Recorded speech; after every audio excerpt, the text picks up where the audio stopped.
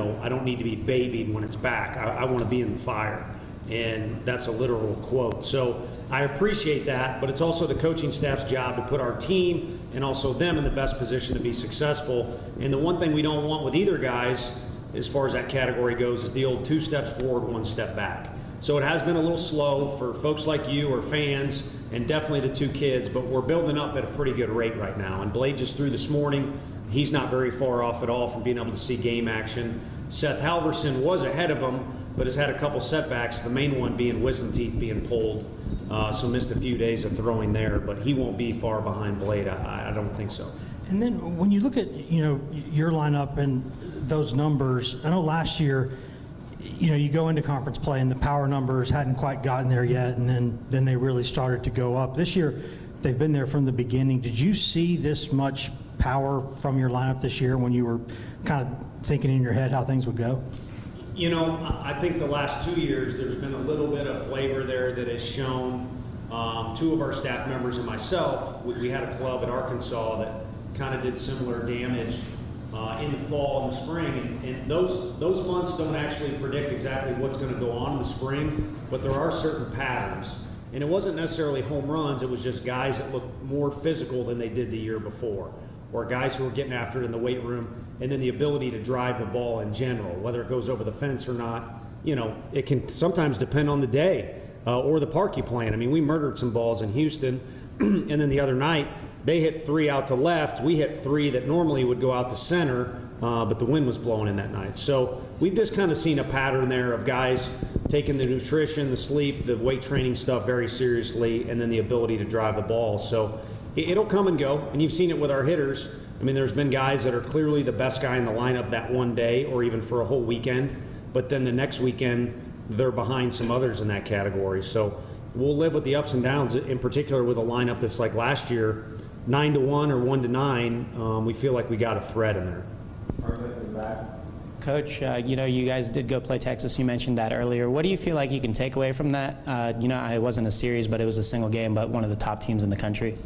Yeah, starting with that day, but then the other days too is I use the phrase, temper your emotions or something similar to that. The old coaching thing, you got to be in control of yourself before you can be in control of your performance or the game or the outing or whatever it might be. And our guys were a little too geeked up to go down there, and I think it hurt them. Similarly, we go to Chattanooga and play in front of, I got to believe, the biggest crowd in the fall this country, the whole country included, and our guys wanted to please that crowd so badly that it hurt their performance. So there are certain things about playing in the SEC or wearing a power tee on your chest or going on the road that make it a lot more fun and is a topic of discussion, in particular for you guys, but it also is all things that happen outside the lines.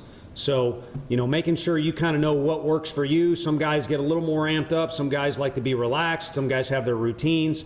But paying attention to what works for you between the lines is what you got to roll with. And I think we've had a level of consistency with our guys because they've taken that to heart and have at the very least paid attention to it. You're never going to quite master that. That's the beauty of baseball. But they've taken that to heart and I think have worked at it. We'll do a few more. We've got Jake, and then we'll go Joseph, Brian, Matt. Tony, just what have you seen from Ben Joyce, how consistently he's been able to produce, and what does his timeline look like at this point, just still kind of coming back from his injury as well? Yeah, I think he's ready to rock and roll as much as we want to let him, and I know the fans, it's almost like a carnival when he comes in the game, and the other team even gets excited. So the bad guy is me when we take him out of the game, but there's been kind of a plan there is, let's get to SEC play with as many repetitions as possible. So there's been a lot of short outings, but he's had the 1-2 inning stint. I think he's fully capable based off the way he's trained of going 2, 3, 4 innings if need be. But for now, we feel like he's become no longer a fun project, and then it was a prospect, and then a guy that we can use in certain situations. Now I feel like we can use him in any situation that we feel, again, puts him in a successful spot as well as the team, and then let him roll as long as we think. So his progress overall, along with Jared Dickey, is something that we will throw in front of guys' faces nonstop in years to come. Just tremendous examples of growing in every single area. The self-belief on Ben's face when he's on the mound, I can't tell you how different it is than 6-7 months ago. Tony, you mentioned that Ole Miss comes with a lot of experience, and your pitching staff, especially the starters, are pretty young. What are you expecting out of them going into this weekend? Our starters? Yeah, I think, again, you fall back, it's an easy one, but you fall back on the fact they got to pitch in front of a bunch of scouts on the MLB network, Major League Stadium, against big-name teams, and that helped. But every team in our league is a rival. I can't tell you, and I don't mean to disrespect anybody, or maybe you guys have a different theory. We don't have one particular rival in the league, and when I was at Arkansas, I think we'd say the same thing there. There's a unique little deal at each spot. Each place you travel to has some stereotypes. You would say their fans, the environment is like this, their program is like this. We've got a history with this team that's kind of evolved into this. So it'll be up to them to kind of follow the lead of the older guys and understand what it's like to play in Oxford. The times we do play Mississippi, obviously it's combative. I mean, it's like that with every team in our league. Now, they're not in our division. So it'll be its own entity. It won't be Houston. And so our guys will need to rely on, the past successes they've had, but also navigate the waters of what a new weekend is. And the key to doing that is to not build it up in anything bigger than it is. And I think the freshmen did a nice job of that last week. Blake Burke, any freshman you would name, just because it's labeled an SEC game doesn't mean it's not a game. I know you're not looking ahead to Vanderbilt any, but those two series back-to-back, probably your hardest two on paper. Do you like being thrown into the fire like that early in SEC play? I think, I'm wearing a uniform, but I throw BP. I ain't playing in the game. So to take your question in a different direction, I think, and I hope I'm right, I think the guys like that. And that doesn't mean they're cocky or they think they're going to win every game or they are looking ahead and let's do this or that. But I think they want to be tested and they want to be challenged. And it doesn't matter what the brand name of the opponent is or if you're home or away Tuesday, you're going to be challenged. I mean, it's baseball. It's probably, again, no disrespect to any other sport, but it's probably a little crazier than any other, where if you're a little above 500, it's a really good year. We just said bye to Kelly's team. I mean, you don't want to be 500 in basketball. So our guys have treated every day, including yesterday, this time of year, you're not that fired up about practice, but it's a challenge. And I think guys on our team look forward to it, and they like when the fire is a little hotter, and they'll have a chance to prove that. Finish the tape in the back of the players, so we're wrap Tony up here. Go ahead, Aiden. Do you think, I guess, with Blake and Simo and Jared, I guess, is it kind of like spinning the roulette wheel to see who's going to play DH for you this weekend? Yeah, sometimes it's like that in the hotel room. You can text me your vote on Friday if you want on who you think it should be. But, you kind of look at matchups, but you don't want to blow that out of proportion either, because one thing we put in front of our guys is these scouting reports. But, again, it's not Major League Baseball, so the sample size can be relatively small. I think it's important for our guys to realize, all right, I don't have control when the coach puts me in, but when he does, that means he thinks I'm the best guy for the job, so there's no reason I shouldn't think I'm the best guy for the job. And to be honest with you, these kids on our team or any other kid, you don't battle with the coach for playing time other than proving, with your work ethic you're ready to go. But the guys on the bench should be thinking they're the best guy for the job. And so they should be watching the game as if they're in that situation to pinch run or to pinch hit, or they're the DH for the day. So we'll go with what we think is the best move on Friday. And then the one thing I like about our kids is they are that. They are in the game. So in the fourth inning, if we want to pinch run or make a quick change, I feel like the guys are ready, and the guy will knock them up that's coming out of the game and say, go get them, do as well as I think that I would have done in that spot. Thanks, Coach. All right, thank you.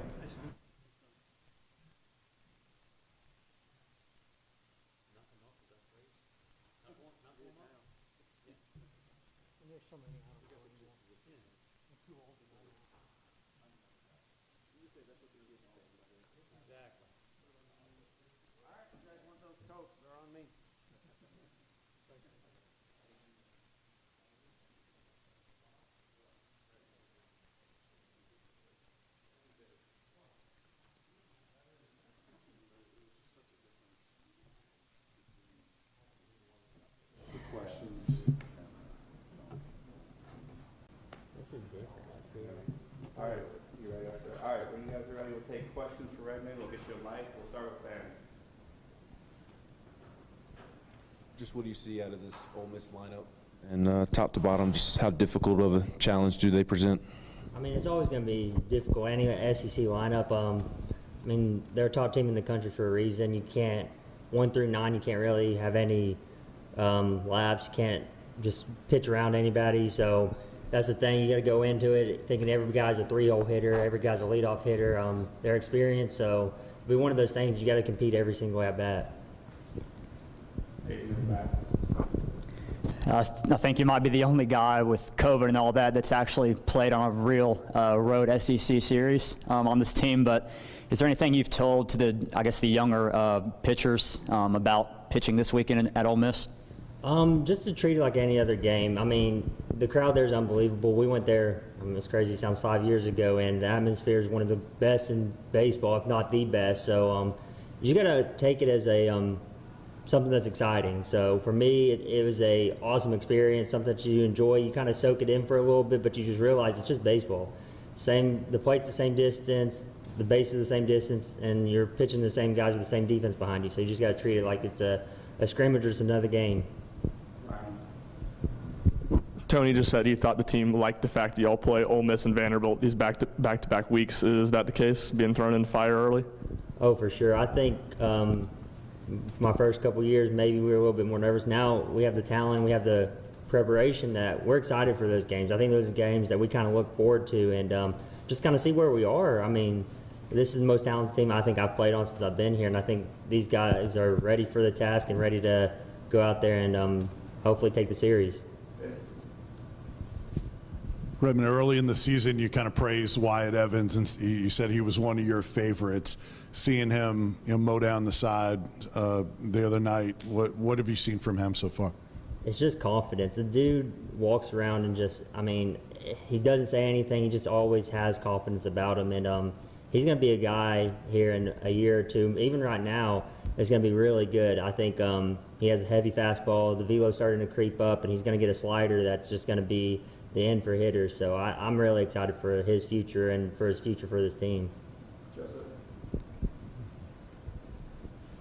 Tony mentioned that Ben Joyce, he's ready to rock and roll. He's back from that injury. Just what have you seen from him and on kind of a personal connection coming out of the bullpen?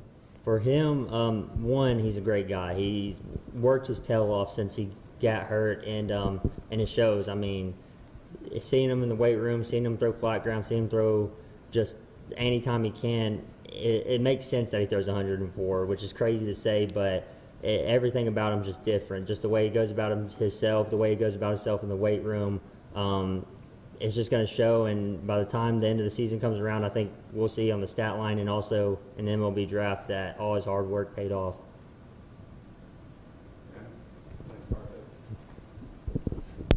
From a pitcher's perspective, what have you thought of Evans' defense back there behind the plate? Oh, it's been awesome. It was one of those things we always used to mess with him because freshman year he told us he's a catcher and we're like, yeah, whatever. But, I mean, the jump he's made has been unreal. Just him being able to steal strikes, his plus-minuses at the end of games from pitches he leaves off the plate to pitches he gets, strikes he gets for us has been unreal. And just he's a guy you love throwing to. When a guy's a good person behind the plate, you feel a lot more confident in the pitches you throw, and that if he spikes something or maybe elevates something, he's going to be there to keep it in front of him and make sure the runners don't get to the next base. What do you think it would say about this team if you guys went on the road and won a series against arguably the top team in the country right now? I think it'd be expected. I think this team has a lot of talent. I think it'd just be another stepping stone for what the end result is for this team. You got to take it each day by itself, but I think I really don't think there's a ceiling for this team. So I think going on the road and taking a series win is just another step into where we believe that we'll be at the end of the season. Any more for Redmond? Thanks, everybody. Thank you. Well, I'm Trey, let's give me just a second, and then I'll be in for today. Appreciate you. Thanks, Sean. Thanks for doing all that.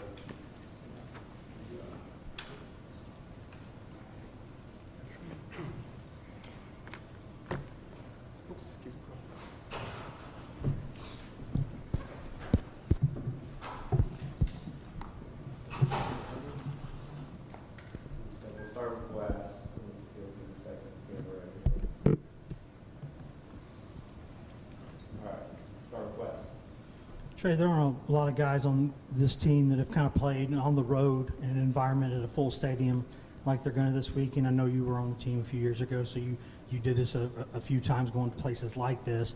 What do you say to some of the younger guys? I mean, I know it's still baseball, but it's a little different, isn't it? Yeah, it definitely is just still baseball, but you want to go down there, and we're going to a good environment this weekend. I just can't wait to see it. But you just want to go down there and play the game of baseball you've been playing since you were younger, since you were 2 or 3 years old. And then if things don't work out, then things don't work out. But if you go out there and play it to the best of your ability and just have fun with it, then things should go the way you want to. The baseball program as a whole has pretty much established itself the last couple of years, but going into this weekend, sold-out environment, night games in the SEC, top 5 matchup, you feel like you also have a chip on your shoulder and still have something to prove? Oh, for sure. I think that's something that, as long as, I guess, Tony Vitello is here, that we will never have that chip not on our shoulder. Everything's always, like, we expect to be good, we expect to be great, but some things, like adversity, we talk about a lot in the locker room, is just when things happen, how good can you come together and how are you going to respond towards that? Because this league isn't easy and it's not nice to you, so you just do that and then see what happens. Ryan. Obviously, you were on the team a few years ago, but not a major piece of it, not a starter. Are you excited maybe to be the subject of some heckles this weekend? Oh, yeah. There's actually a buddy down there, Seymour, my roommate. He has a buddy on the team, Tyrone Malone. He said that it's a good environment. It's definitely fun. Fans are definitely into every game. But, no, I can't wait to go down there and see what they get.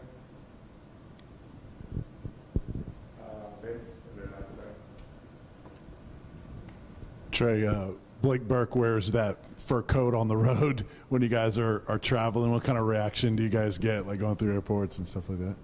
I think that's just his style. I think if anybody could wear it better, it's definitely him. He's a cool guy. He's from California. He has kind of the Cali swag, so if anything, it definitely fits him. With Christian Moore, have you tried his McDonald's pregame theory and just what have you seen from him and how special can he be long term? I mean, the guy's got like 7 homers and 32 at bats. Actually, I did try it all last week. I ate it every time, but I doubled it. I had 2 McChickens and 2 large fries, so hopefully that'll work out. But no, he's a special kid, but he's an even better guy just to hang out with and just talk about. He's a really, really smart guy when it comes to the baseball side. He goes out there and does his thing, and we kind of all expected it in the fall. Him coming to campus was a big get. Tony said a minute ago that he thinks you guys like the fact that you all play these 2 top 5 teams back-to-back on the road, kind of get thrown in the fire. Would you agree with that? Oh, yeah, we definitely like it. But I guess we're more excited just to go out there and compete every day. We get to do that. We play all these games in the fall against each other. And then when someone else is across the line in the other dugout, it's kind of fun just to see what we can do and how we're going to do it when we go out there. What do you feel like it would say about this team if you were to go on the road and win a series against arguably the top team in the country? It would feel good for us, but I think kind of people would just expect it. I don't know. We're a really good team. We came together. We got a young guys that contribute. We love what we're doing so far, and we hope to continue. Wes.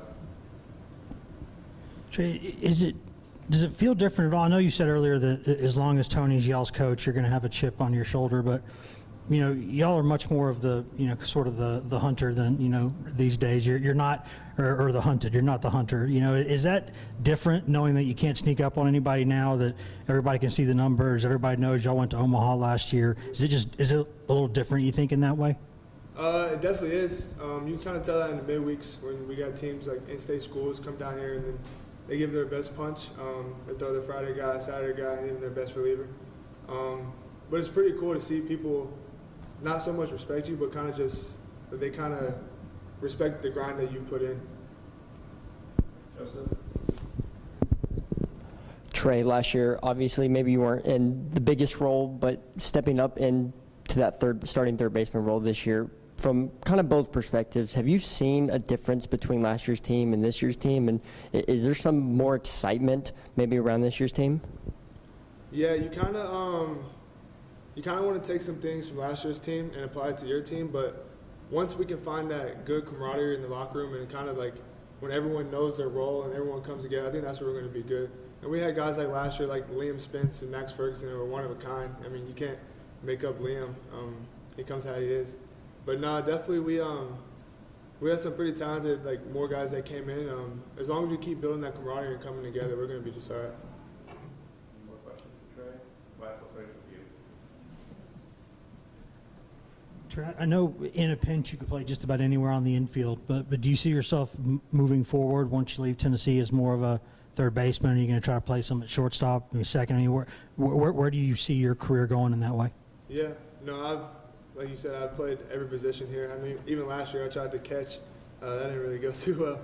But no, I played first, I played second, short, and third. But third base is definitely, it's good. I like it a lot. It's the hot corner, but you got more time than you think.